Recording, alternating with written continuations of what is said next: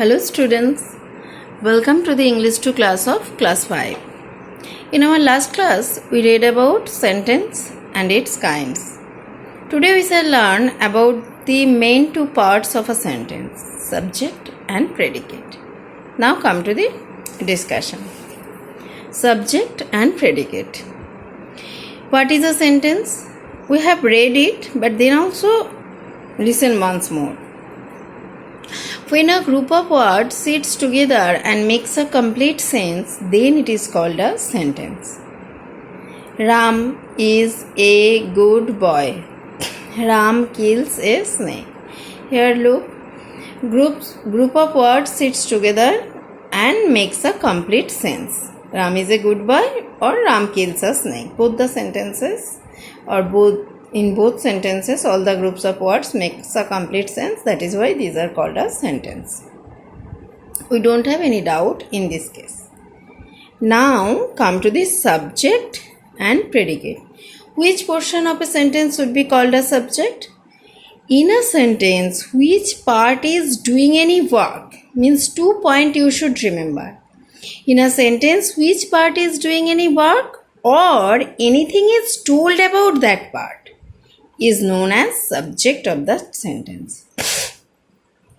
2 points I have told you. Here I have written 2 sentences. Ram is a good boy. Look means listen very carefully. Ram is a good boy. Here, how is Ram? Something is said about Ram. Do you understand?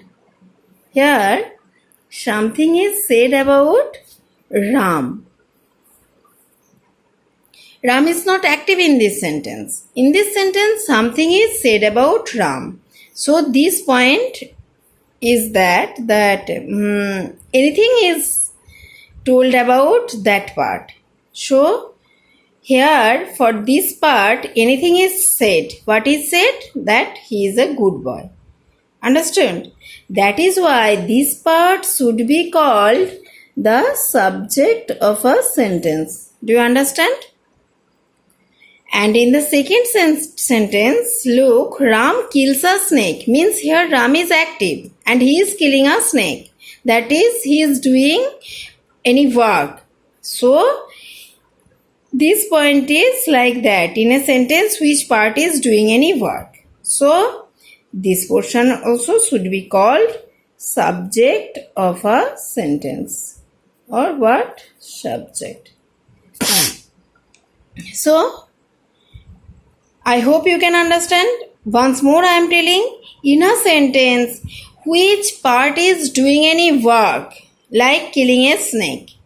That part of the sentence should be called subject.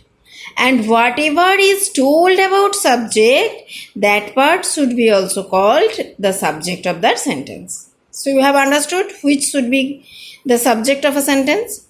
Here, Ram is a good boy. And listen, whatever is told about the subject or subject does what, that is known as the predicate of that sentence. Whatever is told means here what is told is a good boy. Who is a good boy? Ram is a good boy. About the subject Ram, what is told is a good boy. So this portion should be predicate of the sentence. I'm writing in a short. That is why I have written only this. And or subject does what? Here what does the subject do? Ram kills a snake. What does he do? He kills a snake. He kills a snake. So this portion also should be the predicate of sentence. So I hope you can understand it. Listen, in your exercise, you will get all the answers of all exercises, but then also I am showing you one from all exercise. In exercise A, you will see that Fatima and Asin are good friends. Here it is given to divide subject and predicate. In this sentence about here the subject is not doing any work. Look properly. Fatima and Asin are good friends. Means something is said about Fatima and Asin. But they are not doing any work. Then also we are telling something about whom? About Fatima and Asin. So Fatima and Asin will be the subject of the sentence. And whatever is told about Fatima and Asin, what is telling means are good friends. They are good friends. This portion will be the predicate of the sentence. Understand? Okay, now come here. In exercise B, it is given to match the subject with the predicate to form meaningful sentences. I am not doing this. You will get the answers. But before looking at the answers, you must practice it yourself. In exercise C, it is given that the subject portion is empty, means blank is given. You have to write any suitable subject. And the predicate portion is given there. Works in an office. It was blank page. I have written my father works in an office. Anything you can write here. Any subject. Means you can write your mother works in an office. Any person's name if you give, that is also correct. Robi works in an office. Isita works in an office. Anything. Okay. Similar exercise is exercise D, but here the blank portion was the subject. Means the subject portion was the blank. Was in the blank.